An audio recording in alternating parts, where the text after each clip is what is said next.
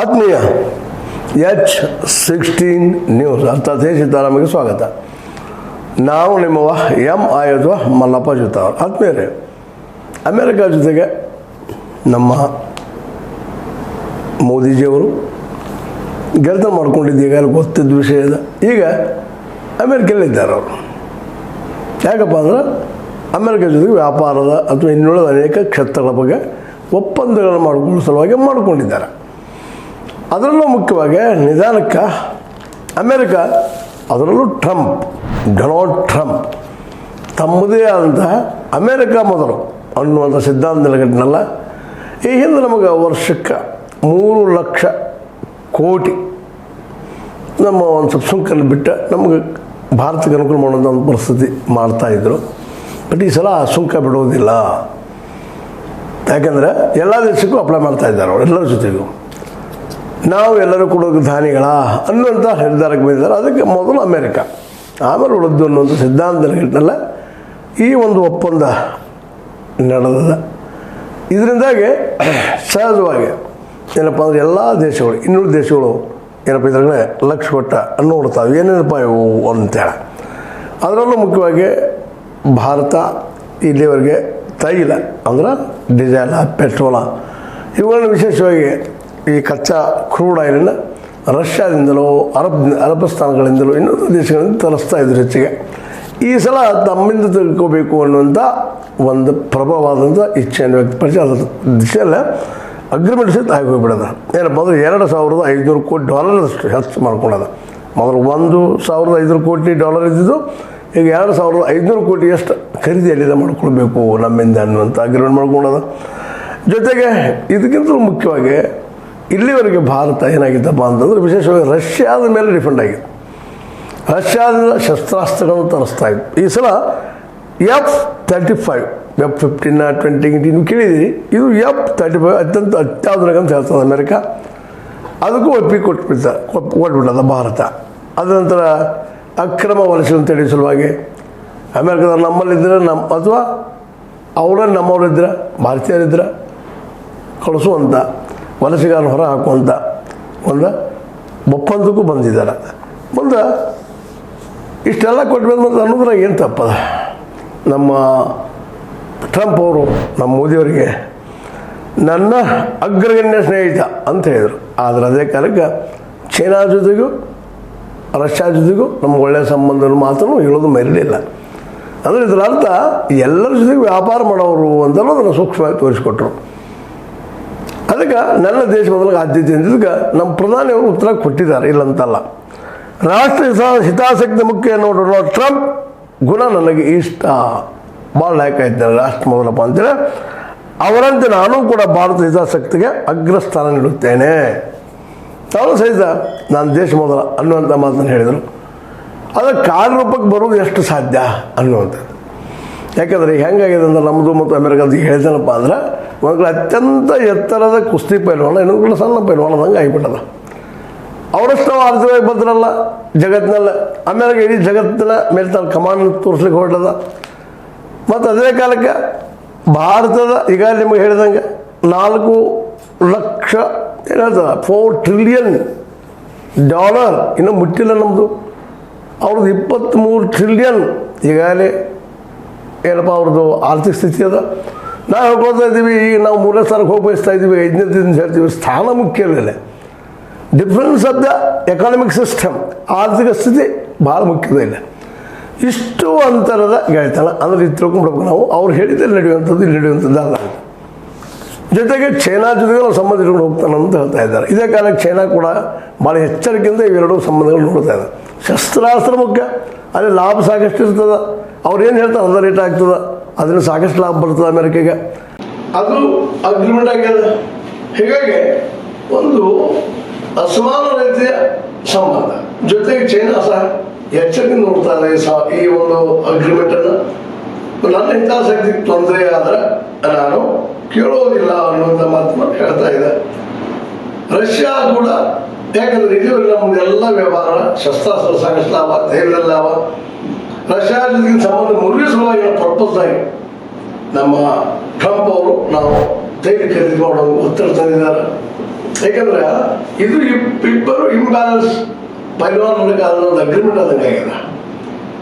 America ಕೇಳುವಂಥ ಪರಿಸ್ಥಿತಿ ಬಂದಿರ್ತದೆ. ಯಾಕಂದ್ರೆ ಆ ಪ್ರಮಾಣದ ಸಾಲ ನೋವು ಸಂಕ್ರಮಣ ಆಗಿದೆ, ಬಡತನ ರೀತಿ ಹೆಚ್ಚಾಗಿದೆ. ಹೀಗಾಗಿ ನಮ್ಗೆ ಅವ್ರು ತಮ್ಮ ಮಾರ್ಕೆಟನ್ನು ಬಿಟ್ಕೊಂಡಿಲ್ಲ. ಮಾರ್ಕೆಟ್ ಇದ್ರೆ ದುಡ್ಡು ಬರ್ತದೆ ಹೋಗ್ತದೆ, ದುಡ್ಡಿದ್ರೆ ಎಲ್ಲ ಇರುತ್ತಂತೆ. ದುಡ್ಡೇ ದೊಡ್ಡಪ್ಪ ಅನ್ನೋದ್ರಿಂದ ಶುದ್ಧ ಆಗ್ತಾ ಹೋಗ್ತಾ ಇದೆ. ವಿಶೇಷವಾಗಿ ಅದು ಚೈನಾ ಇದ್ದು ಬೆಲ್ಟ್ ಮಾಡ್ತಾರೆ, ತನ್ನದಂತ ಆರ್ಥಿಕ ಬೆಲ್ಟ್ ಅದಕ್ಕೆ ಪ್ರತ್ಯೇಕವಾಗಿ ಭಾರತ, ಪಶ್ಚಿಮ ಏಷ್ಯಾ, ಯುರೋಪ್ ಆರ್ಥಿಕ ಕಾರಿಡಾರ್ ಪ್ರಮುಖ ವ್ಯಾಪಾರ ಮಾರ್ಗವಾಗಿದ್ದು ಇದನ್ನು ಕಾರ್ಯಗತಗೊಳಿಸಲು ಭಾರತ ಮತ್ತು ಅಮೆರಿಕ ಒಟ್ಟಿಗೆ ಶ್ರಮಿಸಿವೆ. ಇದು ದೊಡ್ಡ ಆಘಾತವನ್ನು ಚೈನಾ ಕೊಡುವಂಥದ್ದಲ್ಲ. ಈಗಾಗಲೇ ಅಮೆರಿಕ, ಆಸ್ಟ್ರೇಲಿಯಾ, ಜಪಾನ್, ಇಂಡಿಯಾ ಇವೆಲ್ಲ ಏನಪ್ಪ ಅಂತಂದ್ರೆ ಚೈನಾದ ಒಂದು ಪ್ರಭಾವವನ್ನು ಈ ಒಂದು ಪೂರ್ವ ಏನದ ಭಾಗದಲ್ಲಿ ಪೂರ್ವ ಮತ್ತು ಏನು ಪಶ್ಚಿಮದ ಭಾಗದಲ್ಲಿ ಏನು ಡಾಮಿನೆನ್ಸಿ ಮಾಡ್ತಾ ಇದೆ ಚೈನಾ, ಅಲ್ಲೇ ಆ ಸಮುದ್ರದಲ್ಲೇ ತನ್ನ ಡಾಮಿನೆನ್ಸನ್ನು ಇಳಿಸುವ ಪ್ರಯತ್ನ ನಡೆಸಿದ ಚೈನಾ ಅದನ್ನು ಕಂಟ್ರೋಲ್ ಮಾಡಿಸುವ ಇಸ್ಕೋ ಆಗಿದೆ. ನಾ ಹೇಳೋ ಉದ್ದೇಶ ಏನಪ್ಪ ಅಂದಿಲ್ಲ, ಅಮೆರಿಕೆಯು ಎಲ್ಲ ರೀತಿಯಿಂದ ಭಾರತವನ್ನು ಕೈ ಹಾಕುವಂಥ ಪ್ರಯತ್ನ ಮಾಡಿದೆ. ಹೀಗಾಗಿ ಚೀನಾ ಬಹಳ ಎಚ್ಚರಿಕೆಯಿಂದ ಈ ಡೆವಲಪ್ಮೆಂಟ್, ರಷ್ಯಾ ಸಹಿತ ಈ ಡೆವಲಪ್ಮೆಂಟ್ ಬಹಳ ಎಚ್ಚರಿಕೆಯಿಂದ ನೋಡ್ತಾ ಇದ್ದಾವೆ. ಹೀಗಾಗಿ ಭಾರತಕ್ಕೆ ಸೀಮಿತವಾದಂಥ ಮಾರ್ಗಗಳು ಮಾತ್ರ ಉಳಿದಿದ್ದಾವೆ. ಇದಕ್ಕೆಲ್ಲ ಕಾರಣ ಏನಪ್ಪ ಅಂತಂದ್ರೆ ನಮ್ಮಲ್ಲಿ ಮ್ಯಾನುಫ್ಯಾಕ್ಚರಿಂಗ್, ನಮ್ಮಲ್ಲಿ ಉದ್ಯೋಗ ಇಲ್ಲದಂಥದ್ದು, ನಮ್ಮಲ್ಲಿ ಬಡತನಗಳು, ಇವಕ್ಕೆಲ್ಲ ಪರಿಹಾರವಾಗಿ ಅನಿವಾರ್ಯವಾಗಿ ನಾವು ಶ್ರೀಮಂತಿಕೆಯ ಮುಂದೆ ಒಂದು ಬಲಿಷ್ಠ ರಾಷ್ಟ್ರ ಮುಂದೆ ಸರೆಂಡರ್ ಆಗ್ತಾ ಇದ್ದೀವ ಅಂತೇಳಿ ನಾವು ಬಾಯಲ್ಲಿ ಬೇಕಾದ್ರೆ ಮಾತಾಡ್ಬೋದು. ಅದರ ವಾಸ್ತವವಾಗಿ ಇವೆಲ್ಲ ಅಗ್ರಿಮೆಂಟ್ ಆಗಿದ್ದು ಮುಂದೆ ಕೆಲವೊಂದು ಏನೋ ರಿಯಾಯಿತಿಯನ್ನು ತೋರಿಸಿದ್ದಾರೆ. ಏನಪ್ಪ ಅಂತಂದ್ರೆ ಇದು ವಿಶೇಷವಾಗಿ ಶೀಘ್ರವೇ ತಹಮೂರ್ ರಾಣಾ ಹಸ್ತಾಂತರ ಇಂದಾಗಿದೆ. ನಿಮ್ಗೆ ಘಟನೆ ಗೊತ್ತಾ? ಟೆರರಿಸಮ್ ಆಕ್ಟಿವಿಟಿ ಮುಂಬೈದಲ್ಲಿ ಅವ್ರನ್ನ ನೀವು ಒಪ್ಪಿಸ್ತೀವಿ ಅಂತ ಏನೋ ಒಂದು ಮಾತಾಡಿದ್ದಾರೆ. ಇದು ಸುಮ್ಮನೆ ಒಂದು ಕಣ್ಣು ಬರೆಸುವಂಥ ಒಂದು ಪ್ರಯತ್ನ. ಜೊತೆಗೆ ಭಯೋತ್ಪಾದನೆ ಎರಡೂ ರಾಷ್ಟ್ರಗಳು ವಿರೋಧಿಸ್ತಾವಂತ ಮಾತನ್ನು ಹೇಳಿದ್ದಾರೆ. ಇವೆಲ್ಲರೂ ಪೂರ್ಣ ಪ್ರಮಾಣದಲ್ಲಿ ಭಾರತಕ್ಕೆ ಸಹಾಯ ಮಾಡುವಂಥ ವ್ಯವಸ್ಥೆ ಅಲ್ಲಿ ಕಂಡು ಬರ್ತಾ ಇಲ್ಲ. ಅದೇನೋ ಆದರೂ ಇವತ್ತು ಭಾರತ ಮಾತ್ರ, ನಮ್ಮ ಮೋದಿಯವರು ಮಾತ್ರ ಈ ಅಮೆರಿಕೆಯ ಮುಂದೆ ಏನಪ್ಪ ಅಂದ್ರೆ ತಮ್ಮ ಒಂದು ಏನಂದ್ರೆ ಒಂದು ಕಟ್ಟಿ ಆಗಿದ ಕುಸ್ತಿಯಲ್ಲಿ ತಮ್ಮ ಸಾಧ್ಯ ದೃಷ್ಟಿಯಿಂದ ಒಪ್ಪಂದ ಮಾಡ್ಕೊಂಡಿದ್ದಾರೆ. ಆ ಒಪ್ಪಂದಗಳಿಂದಾಗಿ ದೂರಗಾಮಿಯಾದ ಪರಿಣಾಮಗಳಾಗ್ತಾ ಇದ್ದಾವೆ, ಹಾಗೂ ಸಾಧ್ಯಗಳಿದ್ದಾವೆ. ರಷ್ಯಾ, ಚೈನಾ ತನ್ನದಂಥ ಒಂದು ಈಗಾಗಲೇ ಗುಟ್ಟದ ಸಂಘಟನೆಗಳ ಅವ್ರ ಜೊತೆಗೆ ಬ್ರೆಜಿಲ್ ಅದ, ಮತ್ತು ಈಗಾಗಲೇ ನಿಮ್ಗೆ ಗೊತ್ತದ ಈ ಬ್ರಿಕ್ಸ್ ಸಲುವಾಗಿ, ಬ್ರಿಕ್ಸ್ ಅಂದ್ರೆ ಗೊತ್ತದ ಬ್ರೆಜಿಲ್, ಮತ್ತು ಈಗ 10 ರಾಷ್ಟ್ರಗಳನ್ನು ತೆಗೆದುಕೊಂಡಿದ್ದಾರೆ. 10 ರಾಷ್ಟ್ರಗಳನ್ನ ಆ ಬ್ರಿಕ್ಸ್ ತನ್ನ ಕಂಟ್ರೋಲ್ ಮಾಡೋದು ಇಲ್ಲಿ ಮುಖ್ಯ. ತನ್ನ ಡಾಲರ್ ಪೆಟ್ಟ ನೋಡ್ಬೋದ ದೃಷ್ಟಿಗಳು ಅಮೆರಿಕ ಇದ್ದು ಬ್ರಿಕ್ಸ್ ಅನ್ನ ದೂರ ಸರಿಸುವಂತ, ಭಾರತವನ್ನು ಬ್ರಿಕ್ಸ್ ದೂರ ಸರಿಸುವಂತ ಪ್ರಯತ್ನ ಮಾಡ್ತಾ ಇದ್ದಾರೆ.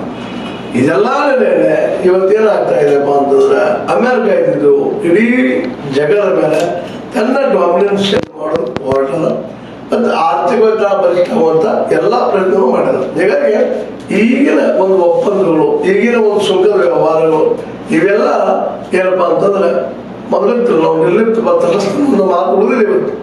ಇವತ್ತು ಯಾವುದೇ ಇದರಲ್ಲಾದರೂ ಯಾವುದೇ ಒಂದು ವಿಷಯದಲ್ಲಾದರೂ ಇವತ್ತ ಭಾರತದಿಂದದ್ದು ಬಹಳ ಎಚ್ಚರಿಕೆ ಹೆಜ್ಜೆ ಇಡಬೇಕಾಗಿದೆ. ಇಲ್ಲಂತಂದ್ರೆ ರಷ್ಯಾ ಜೊತೆಗೆ ನಾವು ಅದರ ಜೊತೆಗೆ ಚೀನಾ ಜೊತೆಗೆ ನಾವು ಕೇಳಿಸ್ಕೊಳ್ಳುವಂಥ ಸಾಧ್ಯತೆಗಳೆಲ್ಲ ಭಾಳ ಇದ್ದಾವೆ. ಅದಕ್ಕೆ ಭಾಳ ಎಚ್ಚರದ ಹೆಜ್ಜೆ ಇಡುವಂಥ ಎಲ್ಲ ಸಾಧ್ಯತೆಗಳಿದ್ದಾವೆ. ಬಟ್ ಅಮೆರಿಕೆಗೆ ಮಾತ್ರ ತನ್ನ ಮೂಲ ಒಂದು ಏನಪ್ಪ ಅಂತಂದ್ರೆ ಗುರಿ ಅಂತ ಅದು ಹೆಜ್ಜೆ ಈಗ ಇಟ್ಬಿಟ್ಟದ.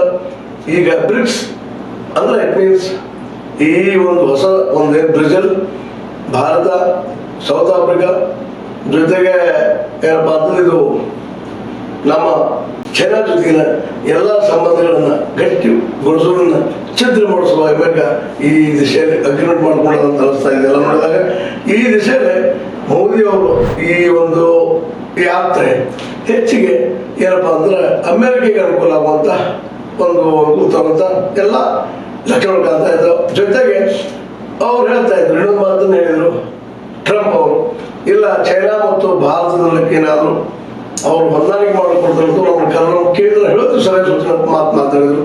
ಆದರೆ ಅದಕ್ಕೊಂದು ದಟ್ಟವಾದ ಮಾತ್ರವನ್ನು ನಮ್ಮ ಮೋದಿಯವರು ಹೇಳಿದಾರಿಲ್ಲ, ನಮ್ಮ ದ್ವಿಪಕ್ಷೀಯ ಸಂಬಂಧಗಳನ್ನು ನಾವು ಬಗೆಹರಿಸಿಕೊಳ್ತೀವಿ, ಅದರ ಮೂರನೇ ಅವರ ಹಸ್ತಕ್ಷೇಪ ನಮ್ಗೆ ಬೇಕಾಗಿಲ್ಲ ಅನ್ನುವಂಥ ಮಾತನ್ನು ಹೇಳಿ ಒಂದಿಷ್ಟು ದೂರ ಸರಿಸುವ ಪ್ರಯತ್ನ ಮಾಡಿದ್ದಾರೆ. ಅದಕ್ಕೆ ಉಕ್ರೇನದನ್ನು ನಾವು ಇಲ್ಲ ಶಾಂತಿ ಪರ ಇದ್ದೀವಿ ಅನ್ನೋದು ఆయన ಮಾತನಾಡಿದ್ದಾರೆ. ಒಟ್ಟಿನಲ್ಲೇ ಇವೆಲ್ಲ ಪ್ರಯತ್ನ ನೋಡಿದಾಗ ಸಹಜವಾಗಿ ಈ ಅಮೆರಿಕ ಯಾತ್ರೆ ಈ ಸಲ ಭಾರತಕ್ಕಿಂತಲೂ ಹೆಚ್ಚಿಗೆ ಲಾಭ ಅಮೆರಿಕಾಗೆ ಆಗುವಂಥ ಎಲ್ಲ ಸಾಧ್ಯಗಳು ಕಾಣ್ತಾ ಇದ್ದಾವೆ. ಅದಕ್ಕಾಗಿ ಮೋದಿಯವರು ಇಲ್ಲೇ ಈ ಅಮೆರಿಕ ಜೊತೆಗೆ ಒಪ್ಪಂದಗಳನ್ನು ಮಾಡುವಲ್ಲಿ ಸೋತ್ರ ಅಥವಾ ಇದು ಅಮೆರಿಕೆಗೆ ಲಾಭ ಆಗುವಂಥ ವ್ಯವಸ್ಥೆ ಆಯ್ತಾ ಅನ್ನುವಂಥದ್ದು ಒಂದೇ ಆಗ್ತದೆ. ಜೊತೆಗೆ ಬ್ರಿಕ್ಸ್ಗೆ ಇದು ಸವಾಲಾಗಿದೆ. ಬ್ರಿಕ್ಸ್ ಇದು ಫ್ಯೂಚರ್ದಲ್ಲಿ ಅಮೆರಿಕೆಯ ಡಾಲರ್ ತೊಂದರೆ ಕೊಡ್ತದೆ ಅನ್ನುವಂಥ ದೃಷ್ಟಿಕೊಂಡು ಅದು ಆಲ್ರೆಡಿ ಬ್ರಿಕ್ಸ್ ಇವೇನು ಸಂಘಟನೆಯೊಳಗೆ ಹೆಚ್ಚಿಗೆ ಮುಸ್ಲಿಂ ಘಟನೆಗಳಿದ್ದಾವೆ ಅವರು ಇನ್ನುಳಿದವರು ಕೊಡ್ಕೊಂಡು ಹೊಸ ರೂಪದ ಈ ಅಮೆರಿಕೆಯ ಗವರ್ನೆನ್ಸ್ಗೆ ಒಂದು ಪ್ರತ್ಯುತ್ತರ ಕೊಡುವಂಥ ಪ್ರಯತ್ನ ನಡೆದಿತ್ತು. ತಮ್ಮದೇ ಆದ ನಾಣ್ಯಗಳು ಮಾಡ್ಕೋಬೇಕಂತೇಳಿ ಅದರಿಂದ ತಿಳಿದಂಥ ಟ್ರಂಪ್ ಇದ್ದವರು ಅದರಲ್ಲಿ ಅಡ್ಡಗಟ್ಟುವಂಥ ಪ್ರಯತ್ನ ಮಾಡ್ತಾ ಇದ್ದಾರೆ. ಇದು ಏನಾಗ್ತದೆ ಬಟ್ ಇವತ್ತಿನ ಅಗ್ರಿಮೆಂಟ್ ಈ ಒಂದು ಸುಂಕದ ಅಗ್ರಿಮೆಂಟ್ ವ್ಯಾಪಾರದ ಅಗ್ರಿಮೆಂಟ್ ಹೆಚ್ಚಿಗೆ ಅಮೆರಿಕೆ ಪರ ಇದ್ದಂಥದ್ದು ಭಾರತಕ್ಕೆ ಇದರಿಂದ ಲಾಭಕ್ಕಿಂತಲೂ ಹಾನಿ ಹೆಚ್ಚು ಅನಿಸ್ತದೆ. ಇವತ್ತಿನ ಮುಂಬರುವ ದಿನಗಳಲ್ಲಿ ಏನಾಗ್ತದೆ ಅಂತ ಹೇಳ್ತಾ ಇದು ನಿಮ್ಮ ಲೈಕ್ ಆಗಿರ್ಬೋದು. ಲೈಕ್ ಮಾಡಿ ಶೇರ್ ಮಾಡಿ ಕಾಮೆಂಟ್ ಮಾಡಿ ಜೊತೆಗೆ ಸಬ್ಸ್ಕ್ರೈಬ್ ಆಗೋದು ನಿಲ್ಲಿಸ್ಲಿಕ್ಕೆ ಹೋಗಬೇಡ್ರಿ. S16 ನೀವು ಇದು ಸತ್ಯದ ಕೈಯಲ್ಲಿ ಒಂದನೇ